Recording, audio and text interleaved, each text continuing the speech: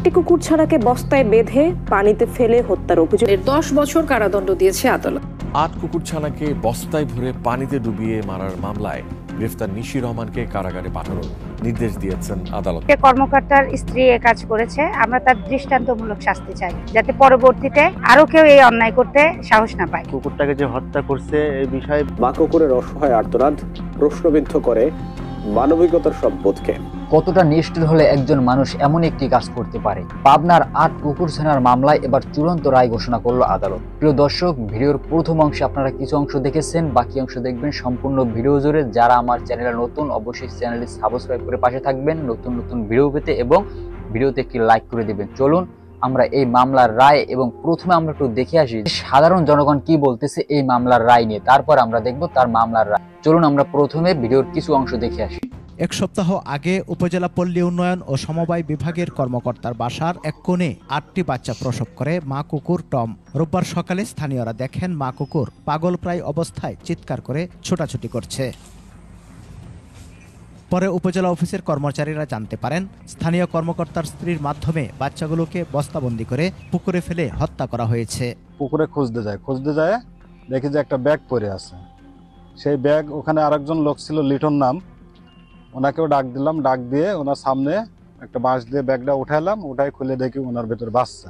যে এভাবে অমানবিকভাবে এই নিরীহ বাচ্চাগুলোকে হত্যা করতে পারছে। কালকে মামলা রুজু হওয়ার সাথে সাথে আমরা একটা আভিযানিক টিম তাকে অ্যারেস্ট করার জন্য মাঠে নামাই। Ishwardi girls school and college যে আছে তার পশ্চিম পাশের একটা বাসা থেকে অ্যারেস্ট করতে সক্ষম হই। যে কর্মকর্তার স্ত্রী এ কাজ করেছে, আমরা তার দৃষ্টান্তমূলক শাস্তি চাই, যাতে পরবর্তীতে আরো কেউ এই অন্যায় করতে সাহস না পায়। কুকুরটাকে যে হত্যা করছে এই বিষয়ে মামলাটা হয়েছে, আমরা এর কঠোর একটা বিচার চাই। মূলত নাগরিক টিভিতে যে ঘটনাটা প্রথম আসে যে 8 জন সদ্য জন্ম নেওয়া বাচ্চাকে, কুকুরের বাচ্চাকে তারা পানিতে ডুবে মেরে ফেলে, এবং এই ঘটনাটা আসলে আমাদের সবাইকে নাড়া দেয়। এবং আমরা আসলে দেখছিলাম যে ঈশ্বরদীর মানুষ বা এখানকার সচেতন মানুষরা কি করেন বা কি ভূমিকা নেন। তো সেখানে আমরা দেখেছি যে এখানে প্রচুর মানুষ সাড়া দিয়েছেন, তাদের সবাইকে ব্যথিত করেছে। সেই তাদের সাথে যুক্ত হওয়ার জন্য ঢাকা থেকে আমি এসেছিলাম আজকে এখানে, এবং যেহেতু পূর্বে কিছু মামলার অভিজ্ঞতা টুকটাক রয়েছে, সেই জন্য তাদের সাথে যুক্ত হয়ে যদি কোনোভাবে কন্ট্রিবিউট করতে পারি সেই একটা ইচ্ছা ছিল। এবং আজকে ইওনো মহোদয়ের সাথে কথা বলে এবং এখানকার যে উপজেলা প্রাণী সম্পদ কর্মকর্তা আছেন তার সমস্ত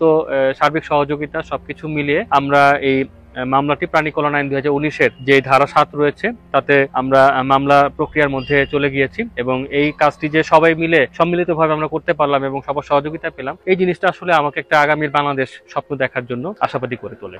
আমাদের ঈশ্বরদীতে যে ঘটনাটি ঘটেছে সেই ঘটনাটি অনেক হৃদয় বিদারক, আর এরকম ঘটনা প্রায় ঈশ্বরদীতে ছোটখাটো ভাবে ঘটেই চলেছে। তো আমরা এখন যে কর্মকর্তার স্ত্রী এ কাজ করেছে, আমরা তার দৃষ্টান্তমূলক শাস্তি চাই, যাতে পরবর্তীতে আরো কেউ এই অন্যায় করতে সাহস না পায়। কুকুরটাকে যে হত্যা করছে এই বিষয়ে মামলাটা হয়েছে, আমরা এর কঠোর একটা বিচার চাই, এবং যে আমাদের কুকুরটার এর অবস্থা সেরকম স্বাভাবিক না, তারপরে মনে করেন আমরা চিকিৎসা চালাই যাচ্ছি কুকুরটা। তারপরে মনে করেন আমাদের ইউনো স্যার আছে, তিনিও অনেক চিকিৎসা অবস্থায় মনে করেন অনেক দেখতেছে। আমি আজকে সকালবেলা শুনলাম যে আসামি গ্রেপ্তার হয়েছে মামলা হওয়ার পরে। প্রশাসনের প্রতি আমি খুব খুশি যে তাকে গ্রেপ্তার করছে। আমি চাই যে আইনের মাধ্যমে যে বিচারটুকু তার হওয়ার দরকার সেটা অবশ্যই যেন হয়। আর আমি চাই যে এরকম কোনো মানুষের হাতে এই আল্লাহর সৃষ্টি জীব জন্তুগুলো এগুলা যেন কোনো সময় আমাদের হাতে আক্রান্ত হয়ে মারা না যায়। কুকুরের 8টা বাচ্চাকে পানিতে ডুবিয়ে মেরে ফেলা হয়। এটা যখন জানার পরে আমরা আমাদের কর্মকর্তাদের নিয়ে বসি এবং এটা তদন্ত বা পর্যালোচনা করে দেখতে পাই যে আমাদের একজন অফিসারের স্ত্রী আসলে এই কাজটা করেছে, যে আমাদের গ্যাজেটেড কোয়ার্টারে থাকে। তো আমরা জানার পরে তাকে আমরা কোয়ার্টার থেকে অপসারণ করার জন্য তাদেরকে নোটিশ দেই, এবং তারা তাৎক্ষণিকভাবে এখান থেকে অপসারিত হয়। আর অন্যান্য কুকুর যেটা আছে তারও আমরা ট্রিটমেন্টের জন্য ব্যবস্থা নিয়েছি লাইভস্টক অফিসার ম্যাডামের মাধ্যমে। আর অন্যান্য আইনগত বিষয়ে আমাদের প্রাণী সম্পদ দপ্তর কাজ করছে। একটি কুকুরের 8টি সদ্যজাত বাচ্চাকে পানিতে ডুবিয়ে হত্যা করা হয়েছে। এটি বিভিন্ন গণমাধ্যম এর মাধ্যমে প্রকাশিত হয়েছে, বিশেষ করে নাগরিক টিভির মাধ্যমে এটা ভাইরাল হয়।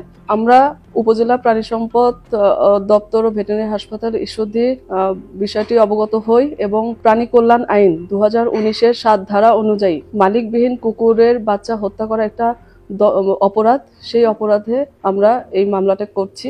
ঈশ্বরদী উপজেলার ক্ষুদ্র কৃষক উন্নয়ন ফাউন্ডেশন এর কর্মকর্তা ওয়াইফ নিশি রহমানের বিরুদ্ধে। উপজেলা প্রাণী সম্পদ কর্মকর্তা মোসাম্মদ আকলিমা খাতুন উনি বাদী হয়ে এই বিষয়টা মামলা করেন। মামলা রুজু হওয়ার সাথে সাথে আমরা এজাহার নামে একজন আসামি নিশি খাতুন বা নিশি রহমান তাকে আমরা অ্যারেস্ট করি। আমরা প্রাথমিক তদন্তে জানতে পারি যে উক্ত কুকুর 8টি ছানা প্রসব করে। এই 8টি ছানার ডাক চিৎকারে তিনি অতিষ্ঠ হয়ে একটি বস্তায় ভরে কুকুরগুলোকে, তার বক্তব্য মতে তিনি একটা গাছের নিচে রেখেছিলেন। পরে কে বা কাহারা কুকুরের ছানাগুলোকে পুকুরের মধ্যে ফেলে দেয়। কুকুর ছানাগুলোকে খুঁজে না পেয়ে মা কুকুর ছোটাছুটি কান্নাকাটি করতে থাকে। তখন উপজেলা প্রাঙ্গণে যারা অন্যান্য কর্মকর্তা কর্মচারী আছেন তারা বাচ্চাগুলোর সন্ধান করে। অনুসন্ধানের এক পর্যায়ে যখন নিশি বেগমকে এবং তার স্বামীকে জিজ্ঞাসা করা হয় কুকুর ছানাগুলো কোথায় আছে, তারা জানেন না বলে জানান। কিন্তু তাদের একমাত্র পুত্র আভান তিনি বলে যে আমার মা কুকুর ছানাগুলোকে বস্তায় ভরে পুকুরে ফেলে দিয়েছে। তার দেয়া তথ্যের ভিত্তিতে উপজেলা পরিষদের মালি মোহাম্মদ জাহাঙ্গীর আলম উনি পুকুর থেকে কুকুর ছানাগুলোকে উদ্ধার করেন। তো প্রিয় দর্শক, অসংখ্য ধন্যবাদ সবাইকে সম্পূর্ণ ভিডিওটি দেখার জন্য। সম্পূর্ণ ভিডিওটি দেখার পর আমরা যেটা বুঝতে পারলাম যে সাধারণ জনগণ কিন্তু তার সর্বোচ্চ শাস্তির দাবি জানাতেছে। এই যে 8টি কুকুরছানাকে নৃশংসভাবে যে শেষ করে দিল এই পৃথিবী থেকে, তো এটা একটি মানুষ কতটা নিষ্ঠুর হলে এমন একটি কাজ করতে পারে। আমরা এই যে নিরীহ প্রাণীদের যদি খাবার না দিতে পারি কোনো সমস্যা নাই, কিন্তু এদের মারার কোনো অধিকার আমাদের নেই। তো আপনাদের ব্যক্তিগত মতামত থেকে অবশ্যই কমেন্টে জানিয়ে যাবেন এই যে কারাদণ্ড দিল আদালত, এটা কি তার জন্য ঠিক শাস্তি হয়েছে কিনা। অবশ্যই আপনারা এই বিষয়ে কি বলেন এবং আপনাদের মতামত অবশ্যই কমেন্টে জানিয়ে যাবেন। যাই হোক, সবাই ভালো থাকবেন, সুস্থ থাকবেন। নতুন ভিডিও পেতে চ্যানেলটি সাবস্ক্রাইব করে পাশে থাকবেন। ধন্যবাদ সবাইকে।